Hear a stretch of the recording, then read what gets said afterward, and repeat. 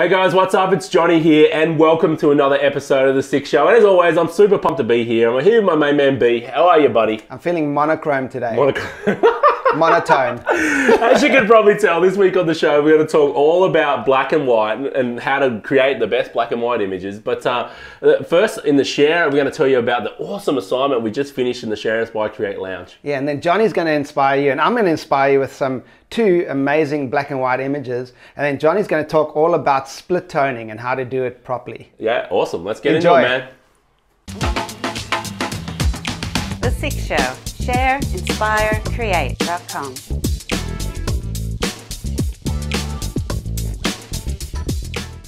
Share. All right, buddy, the black and white assignment. I wanted to share with you guys, we just completed the black and white assignment for the SIC Lounge, our Share, Inspire, Create Lounge community, goodness, awesome community. love. But we just want to share with you quickly, I've got a screencast running here. Let's jump over and look at all these amazing images here, B. Yeah, so hey guys, just so you know, so every month in the SIC Lounge, we have an assignment and actually get the community members to choose what the assignment is. Right now, we actually got a little vote up there. We've got three different topics and everyone votes and then we choose one and we do that for the month. Hey, by the way, what did you vote for? I voted for rule of thirds and helping out. You can vote twice? Yes. Really? I'm going to go and vote for I'm going to go and vote for composition. I didn't know that. There we go. I'm going to vote again. Cool. All right. Epic, man. All right, let's jump over to the screencast. Okay, so you can see, guys, look at the amazing... Oh, I love that one of the tape. Look at this. Oh, yeah. By David. Yeah. Man, you know what? It's so inspirational going here and looking at these images. Look at that and the way that light falls across it. Absolutely amazing. Epic work, And the way he's added a toning to the black and white image. I love it. Yeah, it makes it look a little bit older too, doesn't it? That yellowy toning. So amazing stuff here. In this cat by Jane. Oh, yeah. Oh, such a contrasty image. This is like a Brent Mail edit. You know, very high contrast. I love it. And Jane was actually had a thread in there about printing this image. She's taken it to a couple of printers. It's come out really washed out. She's wondering what's wrong. So a lot of the community members put in their comments. Actually, we've even got a printer. A guy from South Africa who owns a print lab has also put his comments in there. Oh, that's perfect. That's really interesting, eh? Epic, yeah. Anyway, it's amazing the people's background and people in the lounge. There's always someone to help. Yeah. Epic. My motherland. South Africa. Yeah. I think this was an interesting capture too from David. You know, it's one of those candid moments. Kids are very hard, as you know. You've done a lot of kid photography. Yeah. But I just love this image. You know, out of focus. It's a nice environmental portrait. The mother sort of over the top framing and a slight bit of toning. And I think it's a lovely little candid moment. Nailed the focus. Yeah, and he got down really low to the kids' eye level or lower. And that's the tip for when you're photographing kids. Get to their level always. Don't shoot down on them. Get down low and go. I don't know why I said that. I don't know. Can we trademark that or copyright it? No, actually they've used it before. I think it's like a evacuation fire thingy. Oh, right, okay. An awesome image here from Keith, this dandelion. Oh, Keith, you nailed this, man. You know what I love about this image? The focus is on the seed heads right in the middle. And it's just, I love the softness of the leaves that come out to the end. And I love the crop and the fact that it's so contrasting. The back is just black and it just, awesome. And I said to Keith, I want this one. I'm going to buy it from him. Keith, send me the image. We'll print it out. I'll buy it from you. I want this on my wall. Yeah, epic. Awesome. Yeah, it's epic, man. Love it. Cool. I've got to show Maddie's. Maddie's is, I think it's another dandelion. I'm not too sure. I don't know what sort of flower it is. Okay. But I love this. Yes. I love the color version he showed earlier in the lounge, but I love the fact, you know, it's just looking into the soft petals and what's in focus is the little stems and each little pocket. It's such an abstract. Look, man, I said to Maddie, I said, frame it, print it. Big, put it on your wall and be proud, bro, because it's epic. I love it, man. I love abstract images, especially, you know, black and whites really pull out the toning of the image, and that's what I love about it. You know, it's just, there's no color to distract you. So look at this. Look at this image here from Peter. Actually, I'm going to click on it so we can go full screen and see it here. But it's a beautiful image of the moon. You know, he zoomed right in, and what I told him, I said, Pete, I love the fact that it's got that beautiful light falling off on the right-hand side of the image. It just adds to the feel of the moon and brings out that texture down that side. And it's another great image. Love it. And what did you shoot that on? A 600 mil? Oh, something bulk with a converter, like a 2x. Yeah, he was way I think, out. Peter, I think you need to actually, you need to put something into the lounge on how you actually do this. Because I'd like to photograph something like that. Yeah. But I don't have a 600mm lens, but maybe I can use my 400 with something on the back. Or, with 4 2x converters. Yeah, or telescope. Some people use telescopes. Yeah, they do. Actually, somehow mount the camera on it. Yeah. Telescope. Yeah, so... Awesome. So there you go, guys. Very, very cool. We just wanted to share with you what's been going on in the lounge, and man, the assignments, actually, it's one of the fun parts. I love it. And then at the end of each month, we do a critique, don't we? Yeah, mate? We live critique. Yeah, we're doing a Google Hangout. We pick the images we've got something to say, and we give the feedback, and it's great. People from the lounge can jump in and actually watch it. And then we take the recording and we put it back into the lounge. So if you missed it for some reason, if you're not on the right time zone somewhere in the world and it's like 3 in the morning for you, you can always jump back in and watch it later. Cool, man. So that's it. Awesome. Inspire. All right, Brent, inspire us with this black and white you've got here. All right, guys. So this black and white is one of the first images I took in my makeshift studio. So I was just getting into photography. I'd made myself a professional. I'd basically, retitled myself as a professional photographer. I had a home studio, so basically just in the living room, I'd move the couch and everything, have 2 lights, and I think I only had 1 light at this stage. And I got this guy, he's a boxer, a local boxer, quite a mean-looking dude. He's a surfer too, and he's going for a contest. He was training for a contest, and I got him and his buddy, his sparring partner, to come into my studio and box. And I just went around. I put the light nice up high, looking down on them, and I just got them to box each other and him to punch, towards me. And I captured this image, and I really loved it because it's, I don't know, there's something about it that's just really mean looking. You can see the expression on his face, so what you can see of it is, he's really mean looking. He's got this big tattoo on his chest of looks like a devil. You can just see the eyes, and then one of his fists is actually silhouetted against his chest, and then you can see these other fists that's wrapped up. So this just like it's a fearful or a mean or angry kind of image, and that's what I love about it. It just and black and white just totally makes it for me. Yeah, and it's real contrasty too, isn't it? I mean, the thing I love about it is it's not the standard mean image. It's not the standard, and you can't see bits of his face, and it's really, and I think that's what adds to it for me. Actually, you know what? For this portrait, it's not his face that stands out to me. That devil is the point of interest for me. Oh, yeah. That devil is definitely the point of interest. And I think that's why it appeals to me so much, because normally when you're shooting portraits, it's all about the face and the features and the expression and what's going on. But for me, it's actually the devil that's the point of interest. And I love that, mate. I think that's what really makes it stand out to me. And also for me, it's what you can't see that actually brings out the mystery of this image. It doesn't. Everything doesn't have to be perfectly lit every time. There's a lot of black in there. Actually, it's mostly black. There's just a little bit of light and that actually tells a story. So you see the devil and you see the fist that's about to come and smack you. So you're gonna get a devil punch, man. Cool, man. Cool. So, buddy, inspire us with your black and white image. Yeah. So mine's another really high contrast image. It's just the way it ended up. Look. This is actually a shell, and what's happened to this shell, it's been washed around on the rocks, Brent, and all the outside is cracked off, and it's left the skeleton of the shell on the inside, okay? So it was one of those afternoons where I went out to shoot sunset, and sunset, I could tell, it was not many clouds, it wasn't going to happen, so I went looking around to find a detail, and I just happened to stumble across, and this is something when you go out for your photography, guys, is keep your eyes open, look around, because even though there isn't an amazing sunset or something, something awesome going on in front of you, there's always something to photograph, always something when you're out there, as a landscape photographer. And sometimes you actually have to look the opposite way of where the sunset is setting. Oh yeah, definitely. Often it's the light shows behind you. Yeah, so that's another good point too. When you're out and you're scouting and you look for the sun direction, you go, yep, that's where I'm going to shoot in the sun, and you get out there and the clouds are off to in the southern hemisphere, the sunset, the sun's setting in the west, and the clouds are off to the... Also in the northern hemisphere. Oh, Sunset's really? in the west. Oh, well, anyway. On different planets, it sets different. Yeah. But anyway, it's... Anyway, the clouds are in the east, is what I meant to say, on sunset, and the sun's setting in the west. I think in the northern hemisphere also. Oh, hang on, bro. I think in the northern hemisphere, the clouds are also in the east. Stop the show. Copy. All right. We'll continue. All right, we'll continue. Anyway, and the sun's setting at one side and the clouds are the opposite side.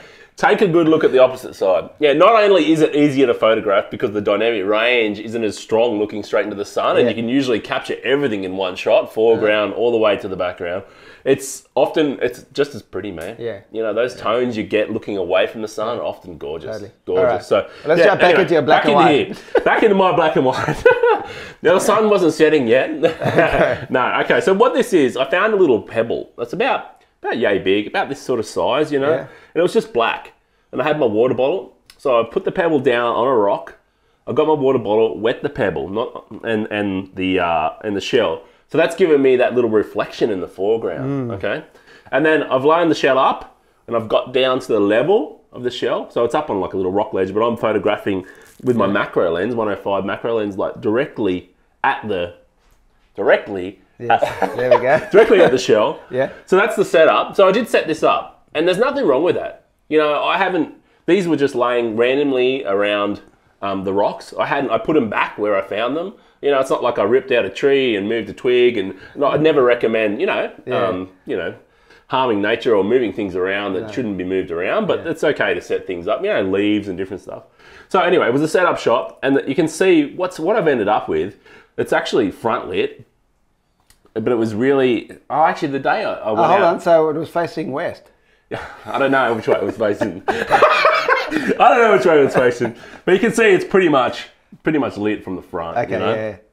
yeah. And, but I also, just to give it a bit of depth, I just wanted to get those front bits of the spines in focus. So you can see there's sort of 4 little areas and then one up there. Yep. So that's the bit that sort of I wanted in focus. But I wanted to try and get a shadow in the foreground just to add that extra bit of interest. So hence the water. Okay, so I remember this day. It actually, I'll take it back. It was a big cloudy day, and there was no break in the clouds. It was just a big grey afternoon. So you're changing your story. Yeah, I am changing my story. Okay. Yeah, I remember now because I didn't actually diffuse any of the light over this. So that's just all natural light falling on it. So it was a bit softer. Yeah, I remember now. I mean, I love that shadow. That makes it for me. Yeah. Or the reflection, I should say. Yeah, the reflection in the foreground. Yeah. So I suppose that the thing, 2 things about this image that always remind me is like, always have a good look around. It's not always about the giant sunset when you're out doing your landscape photography.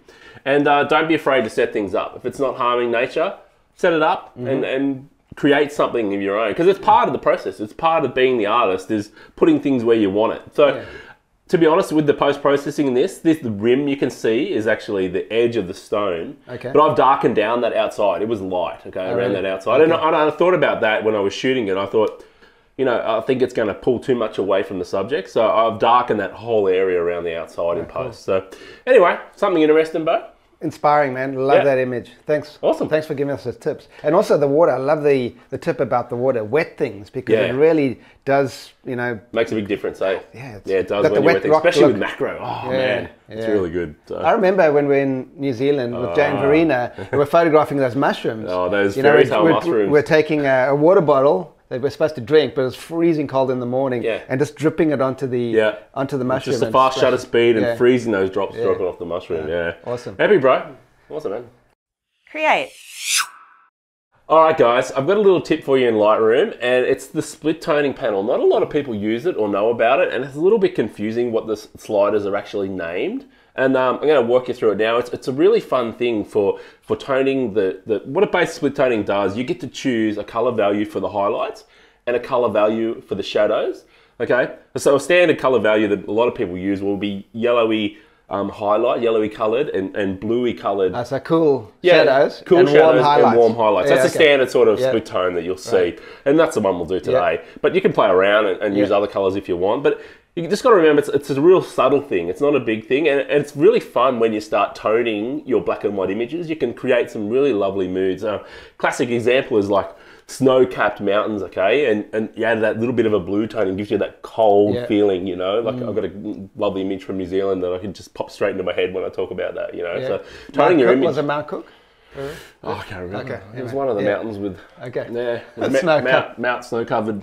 I can't remember. Sorry, but so toning your black and white image is really fun. So let's jump into the screencast. I want to explain split toning. It's built straight into Lightroom and it's really fun to use. Yeah. So I've got my image here. And by the way, guys, Johnny's using the Wacom tablet. Wacom. This is the Intuos Pro Small. Okay. So I like the small. It's the same footprint as my laptop, which is great. It means it fits in the laptop bag with this one. So if you go to the medium, it's about the same as a 15-inch laptop. Right. But you know, the thing is, I've got a 15-inch at work, and here's a bonus tip. I've got a 15-inch at work, but I only use about half the surface. Because it's too big, like you know, and you would never. The screen. You would never. No, you don't go off the screen, but you've got to move your arm too far to cover the whole screen. Yeah. So, man, I love the small. The small is like the perfect size for me. Yeah. So anyway, let's jump into this. Sorry, always a side note, isn't there? Anyway, at least there's no north, south, east, and west in this one. That's good. All right, so I'm in the development. There's north. Really? The camera. Oh, okay. Okay. Hi, North. Anyway, let's get into this. All right, over to the screencast. Let's get into it. Okay. All right, guys. So I'm in the develop module. Doesn't matter which version of Lightroom you've got. Jump in the develop module. It'll be there. If you don't see split toning, right-click on this grey area here. Right-click in here and turn it on. So it may be that it's been unticked for some reason. So if you don't see it in your list in the panels, that's where it'll be. All right. So the first thing you can see, I'll just walk you through these different sliders here. It's a little bit confusing, but let's do it. So the first thing here, if we click on this panel, it's going to bring up a color palette and we can select the color that we want to use for the highlights. Okay. The next thing, that's just the slider. You can move through the color palette, but saturation is actually the amount of that tone will show up in the shadow. So it will show in the highlights rather. So I'll show you in a minute. So saturation is like the intensity of the color in the highlights. Okay. So the balance is exactly what it says. It's the balance between the color of the highlights and the color of the shadows. That's what balance does. So sometimes you might want to make it feel a little bit cooler. Yeah. Sometimes you might want to make it feel a little bit warmer, or whatever tones you choose to the highlights or the shadow valley. That's what balance does. Okay. And the same with the shadow side as well. So let's jump in here. Now, I want to pick something, don't worry about this, it's like, what is he doing? It's freaking out. But I'm just going to pick something a bit yellowy, okay? So then I'm going to choose a blue value, okay? And you might be thinking, where is he going with this? And you know what? I've probably overexposed that bit there. I'm just going to pull those highlights back just a touch there. Okay. All right, back into split toning. All right, so I've chosen my two color values that I'm going to go with. And of course, you can go back in and remove these around and go crazy. But yeah, we're not going to do that. So blue. And obviously that's way too over the top. Yeah. Way too over the top. So I'm going to pull these right back. Okay, I just want to make this subtle toning in here, you know. Yeah. And I'm going to pull this back to something like that.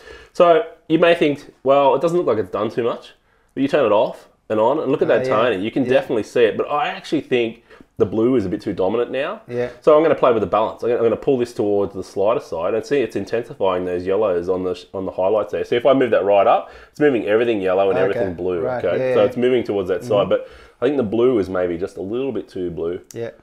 So somewhere there. So I've taken the image from a flat monochrome and added just the color. It's really nice. It's fun playing with the highlights and the shadows, adding those different colored tints. It gives you a whole new look in your images. Totally. It's a really cool tool, but like I said, it can be a little confusing when you first look, oh, what hue? What? Yeah. You know, the sliders don't seem to be named exactly what they do. So basically the workflow is you choose a color for your highlights, you choose a color for your shadows, you adjust the intensity, which is the saturation slider on each value, and then you choose a balance between them. And that gives you that nice little tone in your black and white images, man. Well, I've learned something new. Yeah. That's great. It's really fun, man. Split tone's really fun. I think it's been around for a while as a technique, but you know, if you've never tried it, jump in and have a go, because I think it's awesome. And actually, remember when I was interviewing Jaime from Texas, and he does all the model photography, and we actually got one of the 6 shows Johnny and I interviewed him. He does exactly that. He does the I think he warms the highlights and cools the shadows, or maybe he does the opposite.